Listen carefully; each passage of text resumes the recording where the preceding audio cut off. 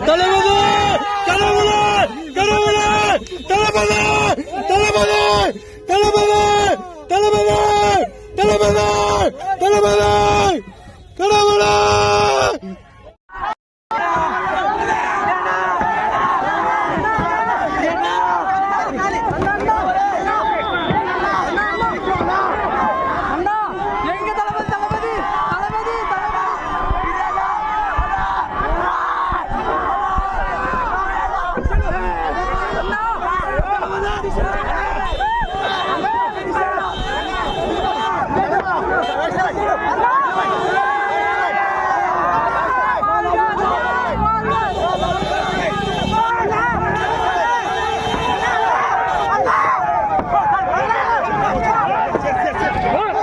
Director Venkat Prabhu இயக்கத்தில் தளபதி விஜயோடைய code படத்தோட shooting கிட்டத்தட்ட முடிஞ்சிருச்சு. இது வரைக்கும் இந்த படத்தோட ஷூட்டிங்கை தாய்லாந்து, சென்னை, ஹைதராபாத், பாண்டிச்சேரி இந்த மாதிரியான இடங்கள்லாம் எடுத்திருக்காங்க.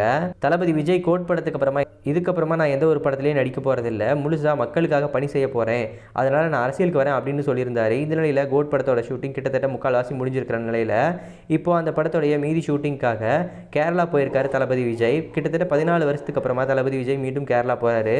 இதுக்கு முன்னாடி 2011 காவலன் படத்தோட ஷூட்டிங்காக தளபதி விஜய் கேரளா போயிருந்தாரு.